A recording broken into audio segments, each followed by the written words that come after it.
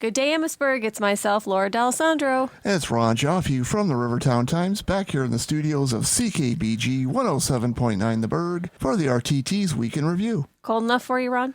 It's a bit chilly out there. The wind kind of cuts through you a little bit, but hey, it's Canada. It's December. What are you going to do? That's right. I was on the roads up in the Great White North on Monday, and that's like a whole other form of winter. Yeah. I don't think we realize how lucky we are here in Essex County. The snowbanks were humongous and felt like a Christmas wonderland up there. So everybody in the north, if you're getting snow, hang in there and keep it.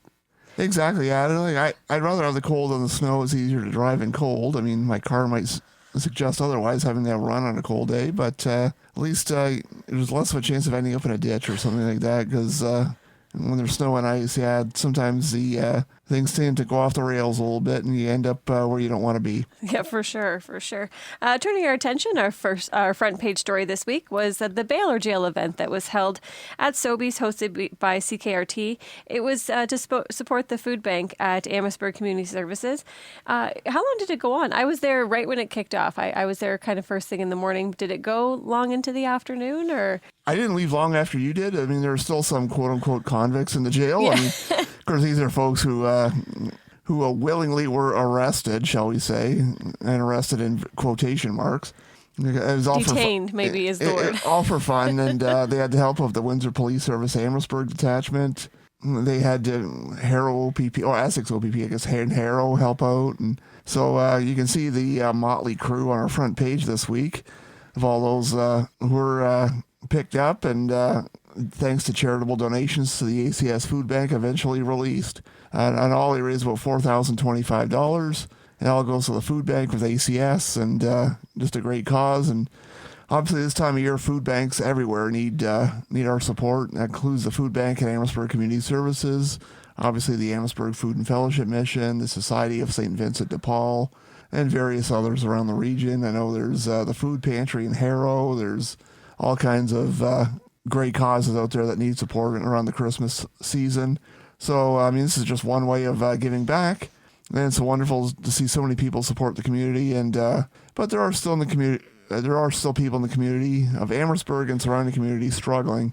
So if you can help out a family, you can adopt a family at the mission or support ACS, the Society of St. Vincent de Paul. Anyone who needs help would appreciate the help this time of year. And this event on last Saturday was just one more way of doing that. And I've seen several spots around town that the Salvation Army is back at with the red kettles.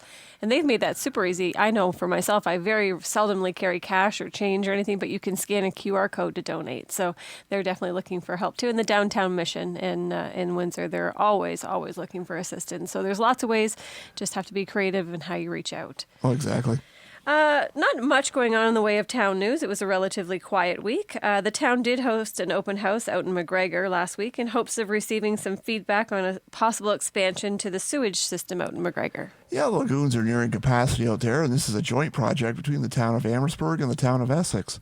And I know they had folks coming out there to see what it's all about. There are a number of different options presented. Anything from just slowing down development in the McGregor area to building a new treatment plant out there or expanding the lagoons. More detail in this week's RTT, so make sure you check that out. This was just the first stage of the process. It could go on for about 18 months or so. It's just study what to do and what recommendation to come back with. And when a recommendation comes back, they're going to have a second open house in McGregor. So make sure you keep your eyes out for the RTT. I'm sure that'll be well advertised. It's just, what to do. But McGregor is a growing community. I mean, most communities around this region are growing. And it's just how to handle that growth and how to handle the sewage. Obviously, it's not a glamorous issue, but it's a very vital issue. And so how to handle that was the subject of the open house. That was last Tuesday night at the McGregor Community Center. That's adjacent to St. Clement's Church in McGregor. It seemed to be fairly well attended. I mean, as I say, it's not the most glamorous subject matter, but it's important. Needs to be talked about for sure. Exactly, yeah. And it's not the type of issue you kind of want to leave to the last minute and then wonder what you're going to do with it. So you got to handle it properly, and that's kind of what was happening last week. And they had representatives from Amherstburg, Essex, and their consulting firm with Stantec out there and listening to public feedback. And again, more stories The story is in full in this week's RTT, in print and online, www.rivertowntimes.com. Turning our attention now to county news, the county has passed a 3.76 budget increase for 2025. It was a lengthy budget meeting. Fred Groves out covering that for us last Thursday. Usually the county meets on Wednesdays, but this meeting was last Thursday at the Civic Center in Essex. That's 3.76% increase translates into a $60.96 increase based on a home assessed at $300,000. Total expenditures will be about over $140 million. Council trimmed down the total amount projected. It was originally at over $143.3 million, and in 2024 the budget was $132 million. The increase in full-time jobs at the county. There was 551 full-time jobs with the County of Essex. That was in 2023. Of course, that's everything from county administration, Essex Windsor EMS, the gamut of services they cover. So it was 551 full-time jobs in 2023. And that figure has now grown to 582. According to the budget presented by the County of Essex and Treasurer Melissa Ryan, she wrote, for 2025, the County of Essex is challenged by a number of operating and capital expenditures, imposing a year-over-year increase in net levy requirements. Full story on the Essex County budget is on page 2 of this week's RTT. Again, that's a 3.76 county increase, or almost $61 on a home valued at $300,000. Again, that's the county. The town, of course, as we know, is starting out their process at about 5.3%. And they go into budget deliberations next Monday, December 9th. They start them off that night, continue next Tuesday, and if necessary, they're back at it next Wednesday. That'll be the 11th. We'll see how long this takes, how quickly they get through it, or how lengthy of a process it is. And again, they're starting at about 5.3, and they will try to whittle down from there. We got a bit more coverage on the budget in this week's RTT, the town budget. We have a story on the Amherstburg Residents Forum and their reaction to it. They had a presentation from one of their members, a retired accountant. There's also more financial information. They received more financial information on the 2023 books and their financial documentation. We've got a story on that from town council, the most recent town council meeting. That's in this week's RTT. So make sure you check everything out. If you're into the financial side of it and want to know how your tax dollars are being spent, we got a bit more information in this week's Rivertown Times. Again, check it out in print and online. A big honor was given out by the Windsor Essex Student Transportation in recognition of many years of dedication and service, and the deserving recipient was a lady from Amherstburg. Yes, Joyce Sharon won the Bus Driver of the Year. So congratulations, Joyce, or Miss Joyce, as she's called to her students. She's pretty much driven around the county through her entire career. She's over 30 years as a bus driver. One thing that's very clear, she absolutely loves her job. She's got a smile on her face when she talks about her students. Right now, she's driving for students at Sandwich West Public School in LaSalle, and right here in Amherstburg at North Star High School. Miss Joyce was very shocked when she got the award. She had no idea it was coming. She actually thought the award was going to another driver, and they announced her name at a safety meeting. And she was stunned to get the award, but very, very grateful. I spoke with her last week, just a tremendous lady, a very nice person, and very deserving of the award. You walk onto her school bus, there's little toys, little stuffies, and stuff like that for the kids if they're having a bad day. They can cheer up really quick. She says hi to her, good morning to her students, have a good night to her students, and even simple touches like putting the word smile in the windows of her school bus and as it drives by. And so it's just a nice award for a nice person. And again, congratulations to Joyce Sharon, the Windsor Essex Student Transportation Service Bus Driver of the Year. Well deserved. Congratulations to her. I can't imagine having driven bus for 30 years. Yeah. I'm sure she's probably seen a couple generations come through. No, probably. Yeah. Just good for her.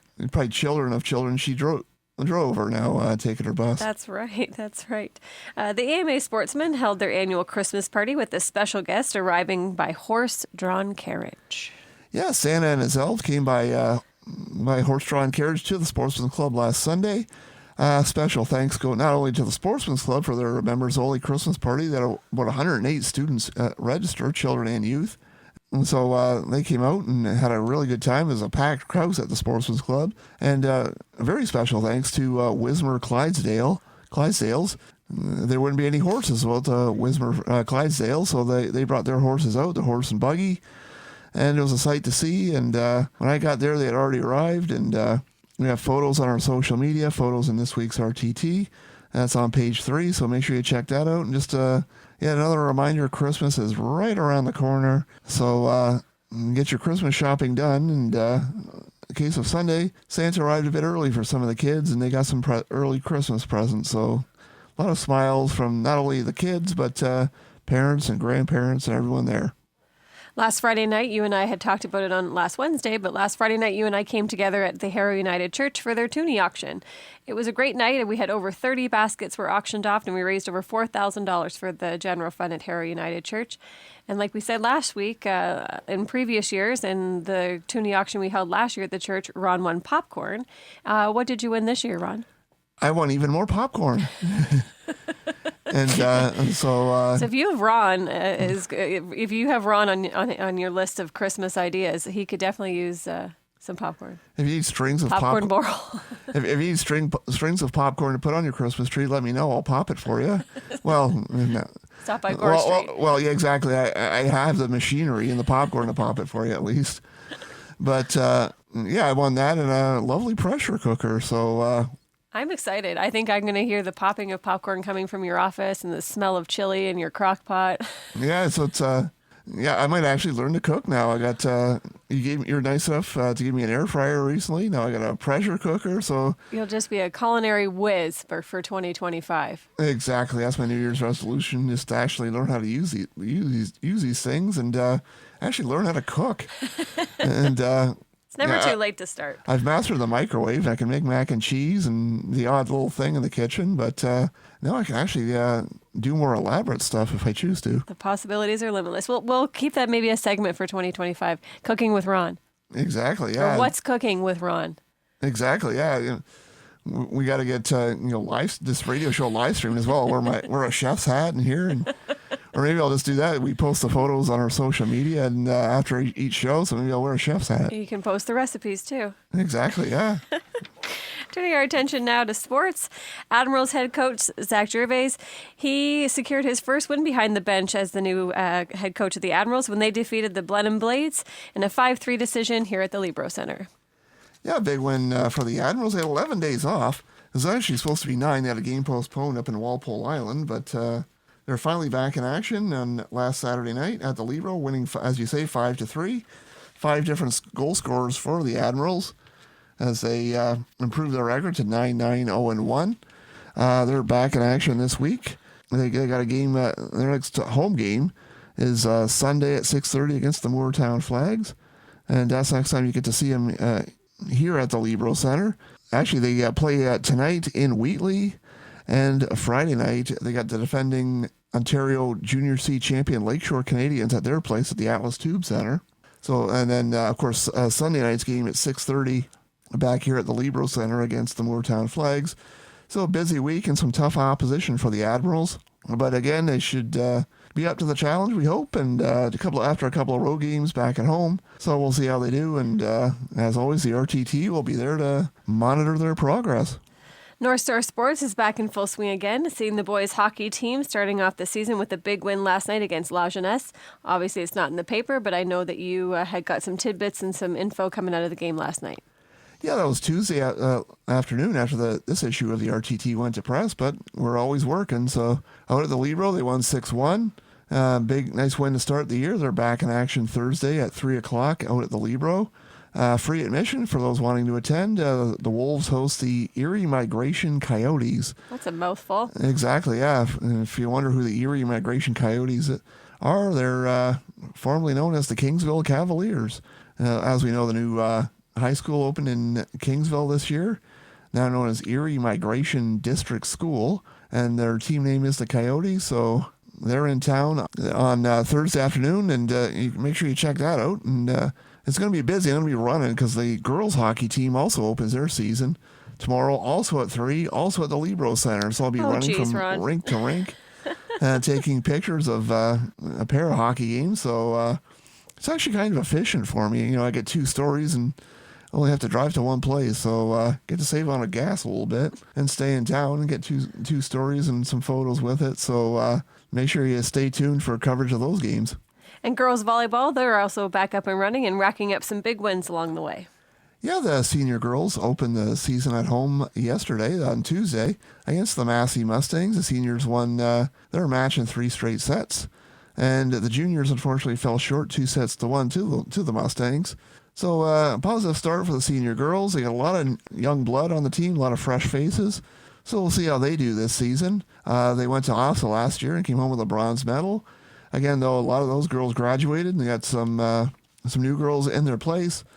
So coaches Jeff Miller and Mary Ewer are working with a fresh bunch this year, and they're trying to coach them up and get what they can out of them. And hopefully they can have some success along the way this year. So again, we'll be following that. And I know the senior boys basketball team opened their season yesterday.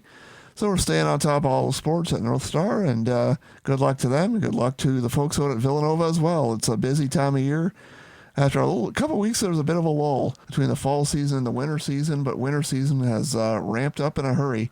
And with the girls volleyball, boys basketball, the hockey team, so it's busy on the ice and on the court. Good luck to you following all that, too. Yeah. We're heading in, obviously, well, we're not heading into it. We are into the Christmas season, so we just want to take a minute to highlight some things that are happening this weekend. Christmas at the Museum is going to be Sunday, December the 8th. That's at the Amherstburg Freedom Museum. The concert's at 3. Tickets are $30. If you're interested in more information or a ticket, you can call the museum at 519-736-5433. You can check them out at amherstburgfreedom.org. Encounter Church is hosting Christmas in the Burg, a Christmas dinner on December 15th. There'll be 2 seatings, one at 4 p.m. and one at 6:30 p.m. They have reserved seating for 150 people at each sitting. So if you're interested in more information about that, you can call Encounter Church at 519-736-5644. The artisan shop at the gallery, the Christmas little, I guess it would be an artisan shop, but it's a Christmas themed one. It's continuing now. It's going to continue through Thursday through Sunday from 11 to 5 at 140 Richmond. I know you were at the gallery on Sunday. I was there on Saturday, checked some people off my Christmas list. There is literally something for everybody. Yeah, I was there. I have a board meeting for Community Living Essex County coming up tonight, and we have a secret Santa, so I won't reveal what I bought. But I bought it from the Gibson Gallery, and they're one of their vendors. Again, can't say too much, but they're a well-established organization in our community. So in case any of my fellow board members are listening, yes, I did get a Secret Santa gift. I'll be bringing it to the meeting tonight. But you'll have to find out tonight what it is. Is it popcorn? It is not. Now I think about it, yeah, it would have been a good idea. It would have been very accessible. Exactly. Yeah, it's readily available at the House of Ronnie. I know it's going to be underneath the Christmas tree from you this year. It'll be popcorn. Exactly, yeah. What flavor would you like? That's true. Christmas on the Farm out at Sarah Parks continues this weekend. Please note, though, there'll be no Christmas on the Farm on Saturday, as that is the Windsor Santa Claus Parade is that day, and Sarah and her horses will be participating. Sarah Parks Horsemanship is located at 7150 County Road 20. If you want more information, you can check out the WindsorParadeCourt.org. It has lists of costs, times, parking, all the things are listed right there. It's just under the tab of Christmas at Sarah Parks if you're interested in that. And there is a shuttle service from Malden Center Park to the farm. So remember to not go right to the farm. Yeah, so you park at Malden Center Park and they take you right to Sarah Parks Horsemanship, and you can check out all the fun and festivities there. Yeah, it should be a good time. I just want to plug, too, we're doing letters to Santa again this year, so be sure to get your letters to us at 80 Richmond Street. You can also email them to me. I have a direct link to Santa, so I won't reveal how I have that contact, but he's on my list of contacts. So you can email me at sales@rivertowntimes.com. You can drop it off at 80 Richmond Street, and we'll get those letters up to Santa, and we'll publish them in our December issue, to the December 18th, the Christmas greetings one. And attention all nonprofit groups and to local churches. Once again, the Rivertown Times will be doing our nonprofits and churches do our a year in review type of feature. It's kind of a recap of what you've done over the past year and what you're looking forward to in 2025. And it's still a while. Yeah, you still have some time to get your information in. We have a deadline of January 2nd at 4 p.m. to get your material in. We're asking for about a 350 to 500 word write-up. If you want to submit photos along with that, feel free. Drop it off at our office at 80 Richmond or mail it to me at mail@rivertowntimes.com. And we've already got a couple that have come in already. But again, there's still a bit of time. I just want to kind of plant the seed in your head if you want to get your thoughts together and get a write-up of your 2024 year and what your plans are for 2025. Again, we're looking forward to that, and we're publishing it in mid-January. So have it in by January 2nd at 4 p.m., and looking forward to it. And I believe there's an ad in this week's RTT, I think on page 14, as I leaf through this week's edition. And yes, we did, page 14. And while you're on page 14, we have a special birthday there. So make sure you check out who it is. A lot of people know this guy. He gets around town. He's a special friend to a lot of us at the RTT and to a lot of us in the community. So happy birthday to our good friend, Gerald. Happy birthday, Gerald. We have 2 issues left before Christmas. The final issue of the year will be December 18th, and that's our Christmas greetings. So that'll be free color on every ad in the paper. Last year, we were up to 32 pages, I think, for the paper for our Christmas greetings. It's a big one. A lot of advertisers, a lot of, chance to wish your customers, your staff a Merry Christmas, and thank you for all that dedicated work all year. So reach out to me, sales@rivertowntimes.com. And a friendly reminder, we obviously, unfortunately, the Canada Post strike is still ongoing. We still want to remind people there are still multiple ways to pay invoices and get in touch with us. If you want to pay your invoice via QuickBooks, you can do so through your invoice. You can do so via e-transfer to Laura at sales@rivertowntimes.com. Our office is open 9 to 4 if you want to drop off a check, or if you want to pay by debit or credit. Or if you can't get there in our business hours of 9 to 4, there's a mail slot near the front door. Drop your check through there, and or give us a call, 736-4175, and we can arrange to maybe come out and pick up your check. And again, we look forward to working with the community. And again, reminder, folks, there's a number of different ways you can get in touch with us if you want to pay your invoice. Yes, money helps. It does. All right, Amherstburg, have a great day. Have a great day. Have a great weekend. See you next Wednesday.